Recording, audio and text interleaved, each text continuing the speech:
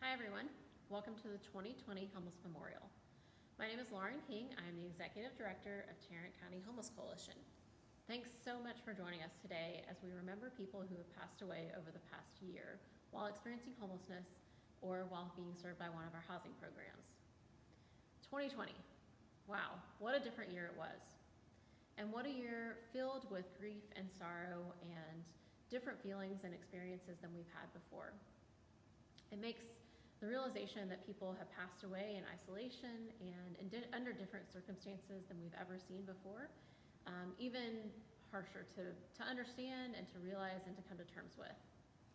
Unfortunately for us, we know people who experience homelessness often die alone.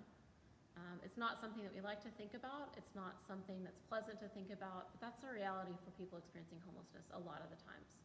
And one of the purposes of this service specifically is to recognize that those lives had value, they were not alone, and that we celebrate and appreciate who they were, what they did, and the legacy they left behind. Another reason we celebrate this today is to make sure that everyone's story is told. People experiencing homelessness are doing just that. They're experiencing it. Homelessness is not something that defines who people are. People are people's sons and daughters, mothers and fathers, brothers and sisters, cousins, aunts, friends. They had connections all over the community and throughout their lifetime. We want to make sure their stories are told, make sure people know that their lives had value, and help people understand what people have gone through. To our case managers, I want to especially recognize you and thank you for the service you gave to people.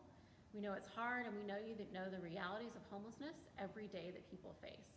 It's not an easy life. It's not an easy line of work. So thank you for all that you did. We know that you brought joy to people, that you changed people's lives, and you walked through them with them on that journey. And I know it's especially hard for you when you experience someone who you've been serving pass away. You're not able to walk fully with them through their journey to a place to call home. And often that is full of heartbreak and sorrow, but then also potentially knowing that they're at peace as well. People continue on after they have lost their lives. Often the gifts that they give to us are gifts that now that we have to give away. It's something that all people leave a mark on our life. And this year we celebrate 109 lives who were lost either while experiencing homelessness or in a housing program. So thank you again for joining us.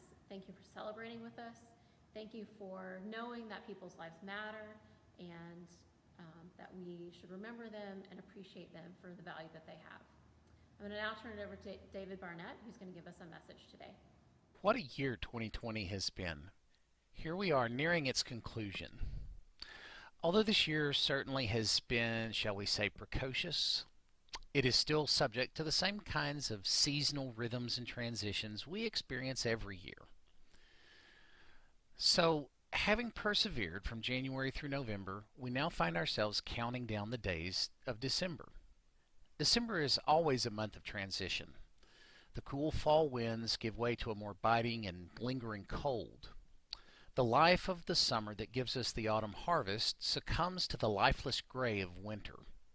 Sunshine fades into the early darkness, which only seems to be made worse by the end of daylight savings time. Whose idea was that? Where we wake up one Monday to realize that it will be dark before dinner for the next couple of months. If we look at this seasonal transition only through a lens of loss, it could be a bit sad. Darkness has a profound way of impeding our spirits. They even have a psychological diagnosis for it, seasonal affective disorder, for which the acronym appropriately spells SAD. But rather, instead of looking at this transition so negatively, we've discovered ways through our resiliency to find great joy in the midst of the darkness.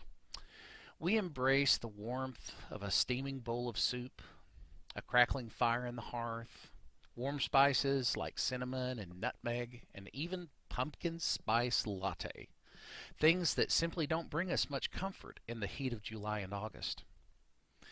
And perhaps, in one of the greatest declarations of joy in the midst of darkness, we light up our homes inside and out. We light up our streets, our neighborhoods, and our cities everywhere you look this time of year. There are light displays adding brightness to the dark of December. My wife is passionate about the holidays and especially fond of community light displays. In fact, before Thanksgiving Day was done, she had made a list of lights for us to visit. In just the last week, we've driven through displays in Grapevine, Bedford, North Richland Hills, and Fort Worth. There are more on her list before the month ends. There is something mystical, something soul affirming about all the bright lights piercing the darkness of a December night. One of the bright spots, pun intended, of my Judeo-Christian heritage and Christian faith is the emphasis on light, especially this time of year. Those of Jewish faith commemorate Hanukkah, celebrating the miracle of 8 days of light when a lack of lamp oil threatened nothing but darkness. The Christian tradition has the bright North Star shining over a young family and illuminating hope for the world. Joseph and Mary were far from home, left without a place to stay, without the customary hospitality shown to pilgrims and travelers. Instead, they found themselves ungraciously sheltered, with the livestock as a place of last resort. In this desperate setting, Mary gave birth to a child for whom the only available nursery was one borrowed from lambs. I had the opportunity to visit Bethlehem some years ago, and the place believed to be the stable is actually sort of a cave. More than likely it was a dark place. It seems appropriate that the story would incorporate some light on the subject. Interestingly, the prophet Isaiah had foretold of one who would come from Galilee and be a great light shining in a land of deep darkness. The Apostle John spoke of Jesus as being the light that shines in the darkness, a light that the darkness could not overcome. Jesus appropriated that to us when he said that you are the light of the world. A city set on a hill cannot be hidden. Nor do people light a lamp and put it under a basket, but on a stand, and it gives light to all in the house. In the same way, let your light shine before others, so that they may see your good works and give glory to your Father who is in heaven. Now, I appreciate that there are those watching this message who may not share my Christian faith. But even if you embrace another faith tradition or no faith at all, I hope that you can at least agree with me that this world is a dark place and it needs all the light we can give it. This year has been especially challenging. Global pandemic, social unrest, political turmoil, economic crisis. The fruit of these difficult circumstances can be quite dark. Doubt and uncertainty, separation, isolation, strife, violence, sickness, and death. And this bitter fruit is manifested even more dramatically among the weakest and most vulnerable of our community, those that we serve. Friend, if ever this world needed your light, it is right here, right now. There are so many opportunities for you to shine your light in meaningful ways. You can volunteer. You can give of your resources. You can speak words of peace and hope. Most of all, you can love and be loved. The greatest light you will ever shine is the light of love.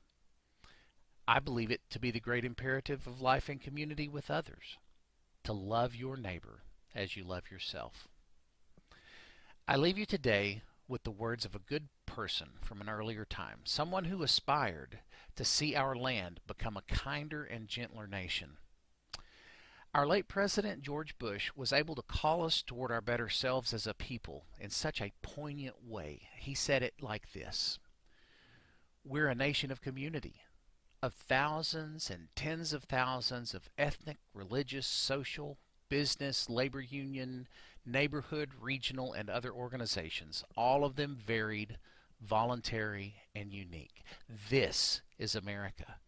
The Knights of Columbus, the Grange, Hadassah, the Disabled American Veterans, the Order of AHEPA, the Business and Professional Women of America, the Union Hall, the Bible Study Group, LULAC, Holy Name.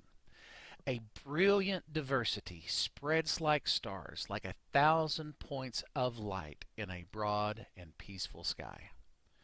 Friend, be the light. We will all be better for it. God bless you this holiday season.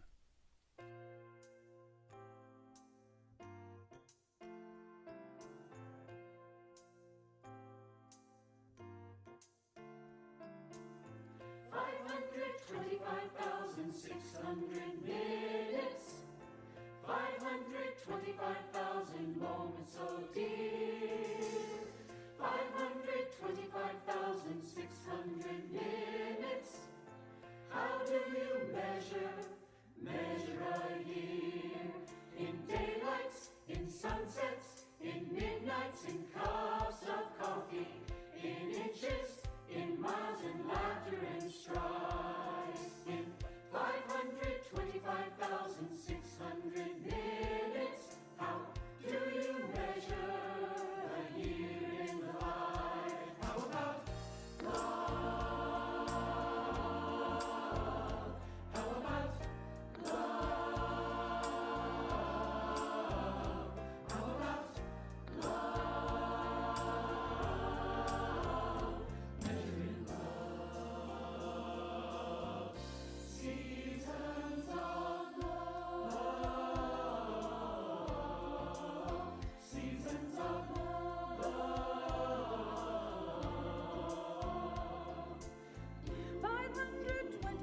525,600 minutes, 525,000 journeys to plan, 525,600 minutes. How do you measure the life of a woman or a man? Truth that she learned on times that he cried, in bridges he burned, in the way that she died. It's time now to sing out, though the story never ends.